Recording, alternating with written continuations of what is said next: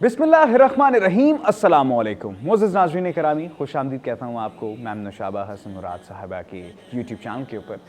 नाज़रीन करामी, जुम्मे का दिन नहायत ही अहम, नहायत ही फ़जीलत वाला दिन है और हम बचपन से अपने माँ बाप से सुनते आ रहे हैं, बचपन से अहदीस से सुनते आ रहे हैं, कुरान की रूह से सुनते आ रहे हैं, नबी पाक मोहम्मद सल्लल्लाहु अलैहि वसल्लम की बातें सुनते आ रहे हैं कि जुम्मे का दिन नहायत ही फ़जीलत, नहायत ही अज़मत वाला दिन है। अब इसकी फ़जीलत और अज़मत दर हकीकत है क्या, बेसिकली ये दिन कितना अहमियत का हामिल है, इस दिन के ऊपर एक बेहतरीन सी रोशनी डालने के लिए मेरे साथ मैम नौशाबा हसन मुराद साहिबा मौजूद हैं। उनसे बातचीत करते हैं और जानते हैं कि जो जुम्मे का दिन है दर हकीकत कितनी फ़जीलत है इसकी। मैम कैसी हैं आप? अस्सलाम वालेकुम। अस्सलाम वालेकुम, अल्लाह का शुक्र है ठीक है।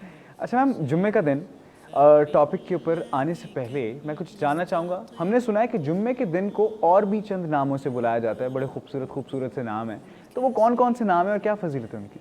जी, ये नाम तो इस जुमतुल मुबारक का जो नाम है, ये तो खैर हज़रत असद बिन ज़रारा ने रखा था एक मुसलमानों के इज्तिमा के मौके पर, लेकिन इससे पहले जो उसके नाम थे वो मुख्तलिफ नाम पड़ गए थे जैसे ना। ठीक है, तो वो यौम ज़ियादा भी था, यौमुल बशारा भी था, ठीक है, यौमुल मग़फ़िरा भी, सैयदुल अय्याम भी, इस तरह के बहुत सारे नाम, यौमुल हिसाब भी। तो लेकिन बाद में इसका नाम जो है वो जुमतुल मुबारक रखा गया।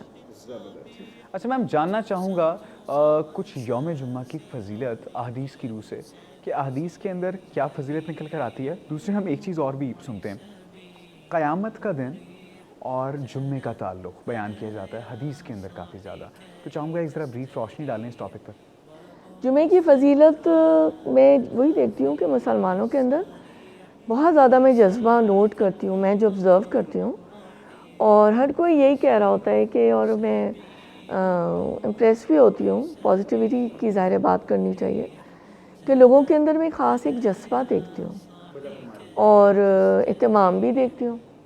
शायद ही कोई चंद % लोग होंगे जो कि इसका ज़िक्र तज़किरा नहीं करते, मर्दों में भी, ख़वातीन में भी और नौजवानों में भी। जुम्मे के दिन गहमा गहमी है, गहमा गहमी अलग होती है, बल्कि बस ये है कि वो उसका एक ख़ास तक़द्दुस है, वो बरकरार रहना चाहिए।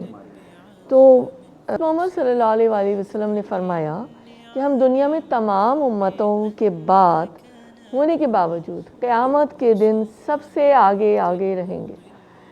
फ़र्ज़ सिर्फ ये है कि किताब उन्हें पहले से दी गई थी और यही जुमा उनका भी दिन था जो उन पर फ़र्ज़ हुआ था।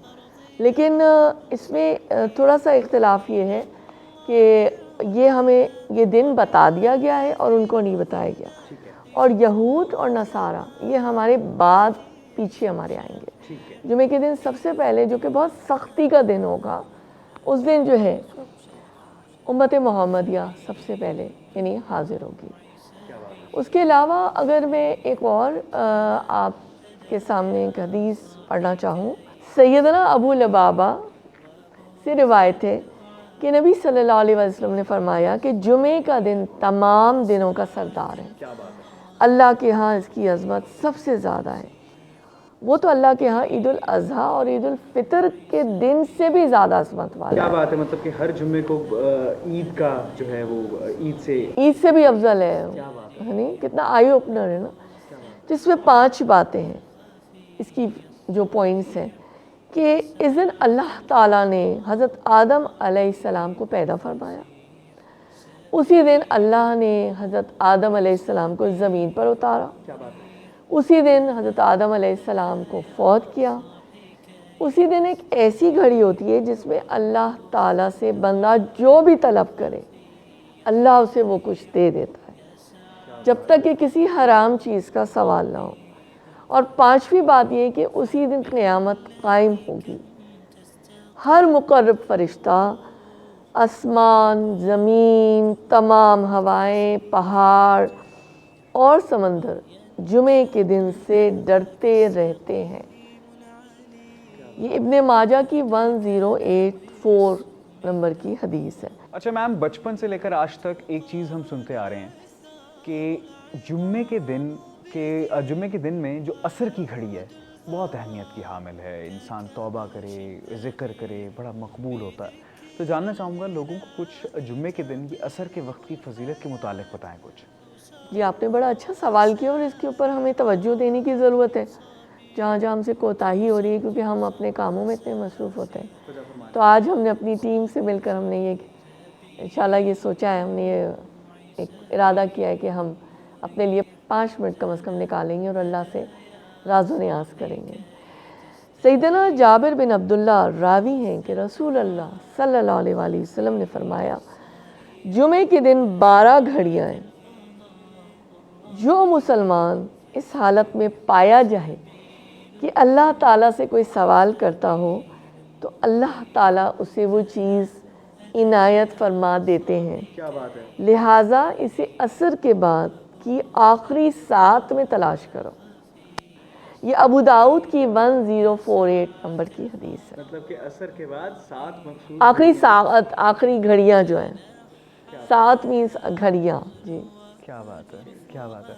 اچھا میم، جاننا چاہوں گا سورہ کہف، بچپن سے بتایا جاتا ہے کہ جمعے والے دن پڑھنے کی بہت فضیلت ہے، آپ کو پڑھنی چاہیے، اللہ تعالیٰ آسانی عطا فرماتا ہے، کشادگی رزق میں آتی ہے۔ جاننا چاہوں گا سورہ کہف کی کیا فضیلت ہے، کیا تاثیر ہے جمعے والے دن؟ اس کے لیے جو بے شمار احادیث آئی ہیں، لیکن چونکہ وقت کی کمی کی وجہ سے اس وقت میں زیادہ تو نہیں آپ کے سامنے پڑھ سکتی، لیکن سنن نسائی کی 736 نمبر کی حدیث ہے۔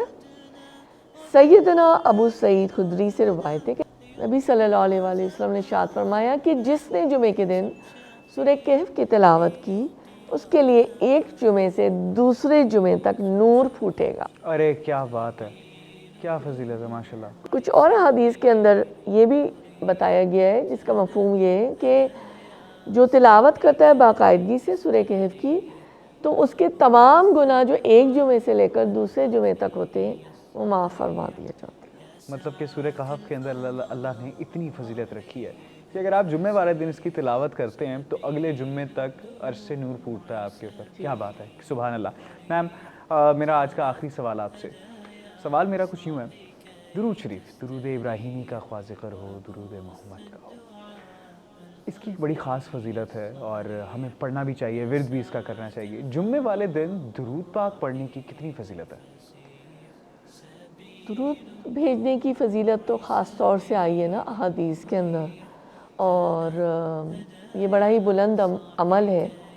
سورہ احزاب کی آیت نمبر 56 کے اندر بھی اللہ تعالیٰ نے فرمایا کہ یہ تو وہ بلند درجے کا عمل ہے کہ اللہ اور اس کے ملائکہ نبی صلی اللہ علیہ وآلہ وسلم پر درود بھیجتے ہیں۔ اے لوگو جو ایمان لائے ہو، تم بھی ان پر درود و سلام بھیجو۔ کیا بات ہے! میں لوگوں کو اس طرح سے اس کو سمجھاتی ہوں کہ یہ وہ اس درجے کا عمل ہے کہ اگر ہم جو درود بھیج رہے ہیں اس میں اللہ تعالیٰ کی ذات باری تعالیٰ اور فرشتے وہ ہمارے ساتھ شریک ہیں اس عمل کے اندر۔ ذرا تصور کیجئے کہ اس آیت میں کیا فرمایا گیا۔ اصل میں ہم اکثر آیتوں کو ہم نے اتنی دفعہ پڑھا سنا ہوتا ہے، ہم اس پہ اس طرح غور نہیں کرتے، اور جب غور کرتے ہیں تو ہم اس کو محسوس کر سکتے ہیں کہ یہ کیا بات اللہ تعالیٰ نے کہہ دی۔ حضرت اوس رضی اللہ تعالیٰ عنہ سے مروی ہے کہ نبی صلی اللہ علیہ وآلہ وسلم نے فرمایا، تمہارے دنوں میں سے افضل ترین دن جمعہ ہے، اس میں حضرت آدم علیہ السلام پیدا ہوئے، اسی دن فوت ہوئے، اسی دن سور پھونکا جائے گا، بس اس دن تم مجھ پر کثرت سے درود پڑھا کرو، تمہارا درود مجھ پر پیش کیا جاتا ہے۔ لوگوں نے کہا، اے اللہ کے رسول صلی اللہ علیہ وآلہ وسلم، آپ پر درود کیسے پیش کیا جائے گا جبکہ آپ بوسیدہ ہو چکے ہوں گے، یعنی ان کی وفات کے بعد نا۔ آپ صلی اللہ علیہ وآلہ وسلم نے فرمایا، اللہ تعالیٰ نے زمین پر حرام کر دیا ہے کہ وہ انبیاء علیہ السلام کے جسموں کو کھائے۔ یہ سنن نسائی کی 1375 حدیث ہے۔ یعنی یہاں ہمیں کثرت سے درود پڑھنے کی طرف ابھارا گیا ہے نا، ہمیں انسپائر کیا گیا ہے۔ اللہ تعالیٰ ہمیں نصیب کرے نا۔ جانے سے پہلے میں چاہوں گا کہ لوگوں کے لیے کوئی ایڈوائس جمعے کے دن کے لیے، کوئی خاص کوئی ٹپس جو کہ آپ دینا چاہیں۔ ابو داؤد کی حدیث سے 1050 اسی سے رہنمائی لے لیتے ہیں، کیونکہ میری بساط تو کچھ بھی نہیں ہے نا، اللہ تعالیٰ کے الفاظ ہوتے ہیں، وہاں پہ روشنی زیادہ ملتی ہے، رسول اللہ صلی اللہ علیہ وآلہ وسلم کے الفاظ ہوتے ہیں تو دل میں اترتے ہیں، ایسی ہی بات ہے نا۔ تو میسیج انہی کے الفاظ میں آ جائے گا۔ سیدنا ابو ہریرہ رضی اللہ تعالیٰ عنہ بیان کرتے ہیں کہ رسول اللہ صلی اللہ علیہ وسلم نے فرمایا جو شخص وضو کرے اور اچھا وضو کرے پھر جمعے کے لیے آئے اور غور سے اس خطبہ سنے، خاموش رہے یہاں تک کہ جمعے سے جمعے تک اور مزید 3 دن تک اس کے گناہ بخش دیے جاتے ہیں۔